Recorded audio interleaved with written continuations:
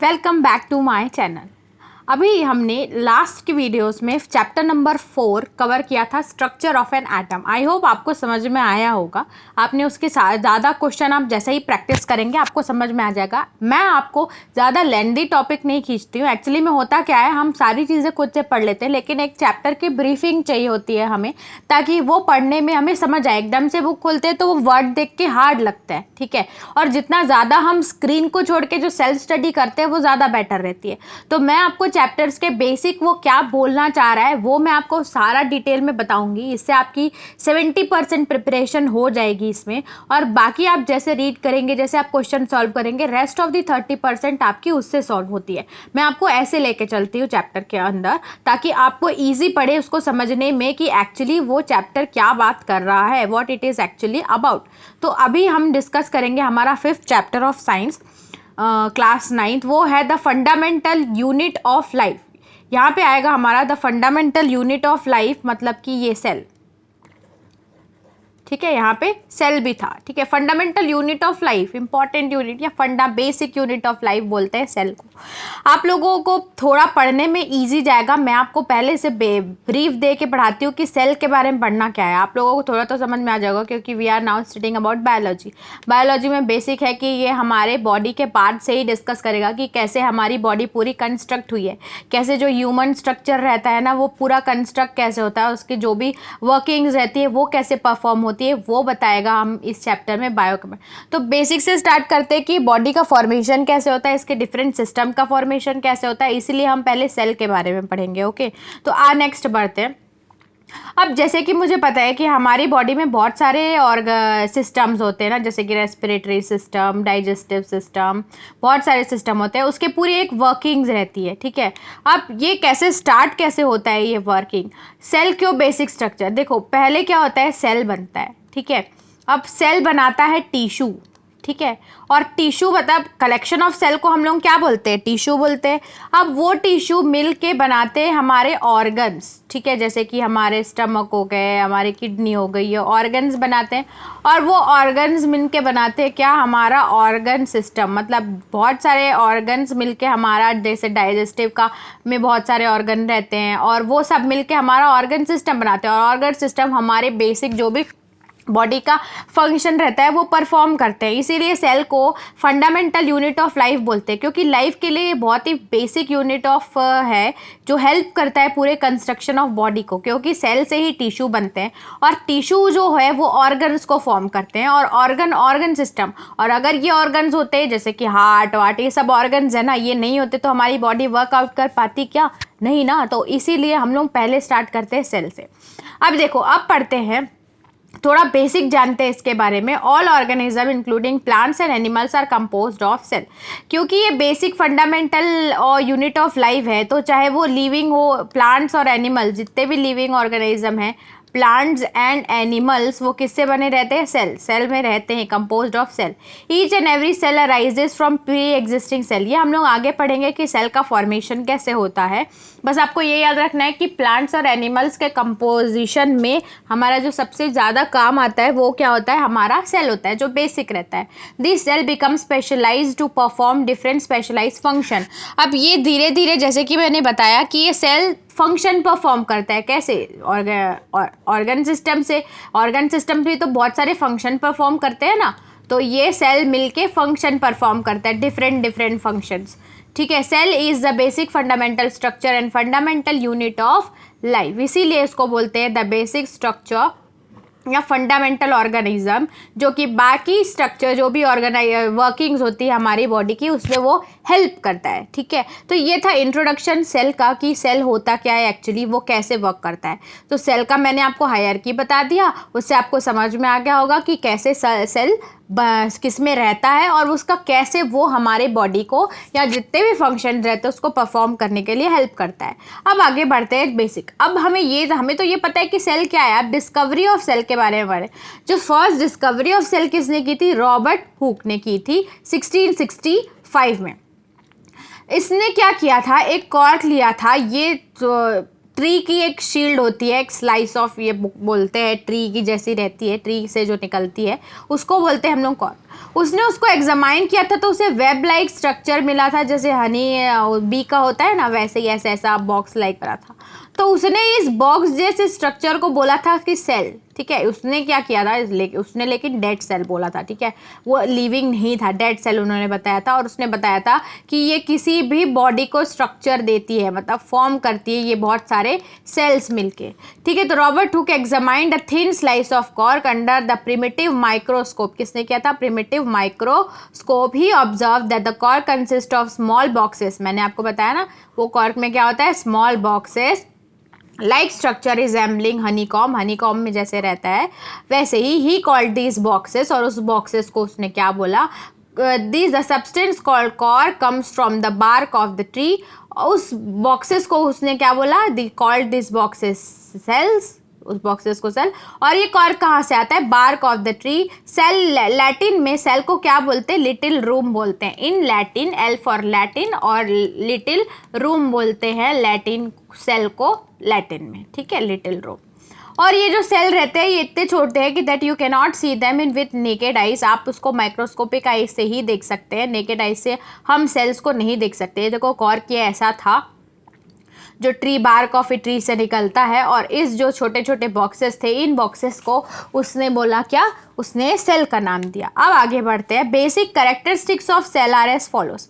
Characteristics of cell क्या थे, characteristics मतलब कुछ तो उसके पता होना चाहिए ना कि वो है क्या एक्चुअली में। तो they have ability to replicate independently. Replicate मतलब वो फॉर्म करते हैं इंडिपेंडेंटली, ठीक है, वो रेप्लिकेट करते हैं। उसके बाद दे कंटेंट अब हेरिडिटरी फॉर्मेशन मतलब आपने सुना होगा डीएनए। तो ये सेल होते हैं ना, ये सेल एक्सचेंज होते हैं। और ये सेल हमारा क्या, डीएनए जिसमें रहता है। हम लोग जब स्ट्रक्चर ऑफ सेल पढ़ेंगे ना कि सेल कैसा रहता है, उसका आउटर, उसके इनर पार्ट्स में क्या क्या होता है, तो बस ये याद रखना कि हेरिटरी मतलब जो आपके एंसेस्टर्स हैं, आपके फादर या मदर में जो कैरेक्टरिस्टिक्स होते हैं वो आप में पास होते हैं, तो वो एक डीएनए के थ्रू होते हैं। तो सेल वो क्या करता है, डीएनए भी कैरी करता है। They can perform all the life sustaining activities on their own. Life sustaining activities जैसे रेस्पिरेटरी, डाइजेस्टिव सिस्टम, ये सारी एक्टिविटीज़ हमारी बॉडी में, चाहे वो प्लांट हो, प्लांट का फूड जनरेशन, वो सारी एक्टिविटीज़ जो है वो सेल के बेसिक, सेल्फ टिश्यू बनाता है, टिश्यू ऑर्गन, तो सेल से ही परफॉर्म हो रहे हैं ना सारे sustaining activities. They show similar chemical composition and metabolic. इन जो जितने भी सेल रहते हैं, जो आप बहुत सारे ग्रुप ऑफ सेल देखोगे तो इसमें similar metabolic chemical composition same रहता है, ठीक है। उसके बाद मेजर लैंडमार्क रिलेटेड टू, अब इसके बाद ये बहुत आपने सेल के बारे में पढ़ लिया कि सेल क्या होता है, कैरेक्टरिस्टिक्स ऑफ बोलती है। अब आगे हम लोग इसके बारे में थोड़ा और पढ़ेंगे कि क्या क्या और डिस्कवरी हुई थी। भाई हमने तो, रॉबर्ट हुक ने हमें बता दिया था कि जो कॉर्क है, कॉर्क में बहुत सारे स्ट्रक्चर है, वो एक सेल है, सेल ही एक ऑर्गन बनाता है, ये सब उन्होंने बताया था कि ये रेप्लिकेट करता है, हेरिडिटरी इन्फॉर्मेशन कैरी करता है। लेकिन बहुत सारे साइंटिस्ट होते हैं, साइंटिस्ट को अगर पता चल जाता है ना कि यहाँ कुछ ऐसा है, तो भाई वो साइंटिस्ट क्यों है, क्योंकि वो स्टडी करते हैं, तो वो खाली नहीं बैठते, वो सर्च करे। तो बाकी साइंटिस्ट जो थे वो भी सर्च में लग गए कि और हम क्या बता सकते हैं। और जो पुरानी साइंटिस्ट ने थ्योरीज दी थी उनको रॉन्ग प्रूव करके वो रीजन के साथ सामने आ रहे थे। तो अभी हम देखते हैं कि और कौन से साइंटिस्ट थे जो आगे डिस्कवरी लेके आए, जिसको हम लोग पढ़ेंगे major landmarks related, major landmarks related to cell discovery, cell discovery से रिलेटेड और कैसे कैसे स्टेजेस पार किए, क्योंकि एक डिस्कवरी से हम फाइनलाइज नहीं कर सकते ना। तो बहुत सारे साइंटिस्ट अपने आइडिया के साथ आए थे वो कि ऐसा हो सकता है, ऐसा कर। तो रॉबर्ट हुक जैसे 1665 में डिस्कवरी ऑफ सेल किया था रॉबर्ट हुक ने। उसके बाद एक ल्यूएन हॉक है 1674 में, इन्होंने बताया था, इसने बताया था कि डेड सेल है। लेकिन ये जो थे हमारे 1674 वाले, इन्होंने बताया था कि ये फ्री लिविंग सेल होते हैं और इन pond water using a improved microscope. इन्होंने इम्प्रूव्ड माइक्रोस्कोप से स्टडी किया था और उन्होंने बताया था कि ये फ्री लिविंग सेल की डिस्कवरी किसने की थी, इन पॉन्ड वाटर। तो ये है ल्यूएन हॉक, नाम भी ऐसे रहते हैं इनके। उसके बाद आए थे रॉबर्ट ब्राउन ने हमारी 1831 में न्यूक्लियस इन सेल किया था। जब हम लोग सेल का स्ट्रक्चर पढ़ेंगे ना तो आपको पता चलेगा कि एक सेंटर रहता है जो बहुत ही इंपॉर्टेंट रहता है किसी भी सेल में, वो nucleus of the cell. Okay, उसके बाद ये चेल्डिन और च्वान ने 1838 में और 1839 में सेल थ्योरी दी थी। ठीक है, 1838 और 39 में इन्होंने सेल थ्योरी दी थी, जिसमें इन्होंने बताया था कि that all plants and animals are composed of cell and they are the basic unit of life. ठीक है, किसने बताया था? चेल्डिन एंड च्वान ने बताया था कि सेल थ्योरी मतलब जितने भी प्लांट्स और एनिमल्स हैं वो किससे बनते हैं? सेल से बनते हैं। ठीक है, और सेल ही हमारा एक बेसिक यूनिट ऑफ लाइफ है, ये इन्होंने बताया था। उसके बाद पुरकिंजी ने 1839 में प्रोटोप्लाज्म दिया था। प्रोटोप्लाज्म भी एक स्ट्रक्चर है, जब हम लोग स्ट्रक्चर ऑफ पढ़ेंगे सेल तो पता चल जाएगा।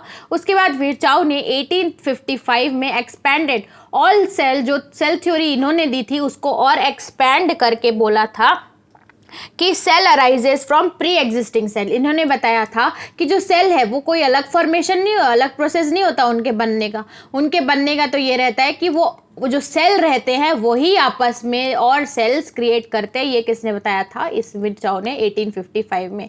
फिर क्नॉल और रुस्का ने 1940 में एक इलेक्ट्रॉन माइक्रोस्कोप जनरेट किया था। क्या दिया था? Electron microscope that made understanding of complex structure of cell. इन्होंने जो माइक्रोस्कोप दिया था, तो जो सेल का स्ट्रक्चर था उसमें क्या है, किसके फंक्शन क्या है, जिसको हम लोगों ने स्टडी करने में आसानी हुई थी, कि made understanding of cell easier. उसके बाद composition of cell, different organs रहते हैं हमारी बॉडी में, तो वो क्या क्या काम करते हैं वो हम लोग पढ़ेंगे। देखो, cell composition in different organ, जैसे प्लांट और एनिमल में सब अलग अलग रहता है ना, एनिमल प्लांट से सब में, हमारी बॉडी में तो ये ऑर्गन्स कैसे बनते हैं और ऑर्गन्स के अलग अलग काम करते हैं। तो क्या सेल सारे ऑर्गन्स का सेम काम कराते हैं? नहीं, ऐसा नहीं हो सकता। ऐसे में वर्किंग ऑफ ऑर्गन्स को देख के दो रहते हैं, एक होता है यूनिसेल्युलर और एक होता है मल्टी सेल्युलर। यूनिसेल्युलर ऑर्गेनिज्म जो रहते हैं वो सिर्फ सिंगल सेल से बने होते हैं, और मल्टी सेलर होते हैं वो न्यूमरस सेल से बने हुए होते हैं। यूनिसेल्युलर में जितने भी काम रहते हैं, जो भी ऑर्गन्स के फंक्शंस रहते हैं, वो सिर्फ एक सेल परफॉर्म करता है, और मल्टी सेल्युलर में बहुत सारे सेल मिलके और organism from their growth and development के लिए काम करते हैं।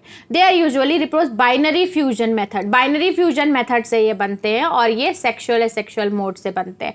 एग्जाम्पल ऑफ यूनिसेल्युलर होता है हमारा बैक्टीरिया, यीस्ट एक्सेट्रा, और प्लांट्स। और हम मल्टी सेल्युलर होते हैं क्योंकि हमारे में बहुत सारे बॉडी में फंक्शन होते हैं, और वो फंक्शन सिर्फ एक सेल का परफॉर्म करना बिल्कुल पॉसिबल नहीं है। इसलिए ह्यूमन बॉडीज और प्लांट मल्टी सेल्युलर से बने होते हैं, और जो यूनिसेल्युलर रहते हैं उसमें क्या रहता है? बैक्टीरिया और यीस्ट रहता है, जो सिर्फ एक ही सेल रहता है, वो बहुत सारे मल्टीपल फंक्शन परफॉर्म करता है। आगे जब इस चैप्टर में हम पढ़ते जाएंगे तो आपको आसानी होगी और यूनिसेल्युलर और मल्टी सेल्युलर को फर्दर डिस्कस। बस आप इतना याद रखोगे ना कि यूनिसेल्युलर क्या है, वन, और मल्टी मतलब बहुत सारे। अब इसमें जो भी ऑर्गन हमारे सिस्टम होते हैं ना बॉडी के, वो फंक्शन कौन परफॉर्म करता है? सिर्फ एक ही सेल सारे फंक्शन परफॉर्म करता है, लेकिन मल्टी में बहुत सारे सेल मिलके हमारे डिफरेंट जो बॉडी के फंक्शंस रहते हैं वो परफॉर्म करते हैं। ठीक है, तो अभी तक हमने पढ़ा कि सेल क्या था, डिस्कवरी ऑफ सेल हमने पढ़ा, landmark related to cell discovery हमने पढ़ लिया। उसके बाद सेलुलर कंपोजिशन, डिफरेंट ऑर्गेनिजम्स में सेलुलर का कंपोजिशन क्या होता है, यूनिसेल्युलर होता है कि मल्टी सेल्युलर होता है, ये हमने पढ़ा। अभी तक आपको बेसिक समझ में आ गया होगा कि ये चैप्टर में हम पढ़ेंगे क्या और सेल होता क्या, एक्चुअली हमें इसे क्यों पढ़ना है। अब आप इसके ज़्यादा से ज़्यादा क्वेश्चन अटैम्प्ट कीजिए, और नेक्स्ट हम इसको थोड़े थोड़े पार्ट्स में कवर करेंगे। नेक्स्ट क्लास में मैं आपको शेप ऑफ सेल और साइज और फंक्शन ऑफ सेल बताऊंगी, ताकि आपको थोड़ा थोड़ा में जल्दी आपके नोट्स बनते जाएंगे। तो आज के वीडियो में बस इतना ही। Okay, bye bye, thank you.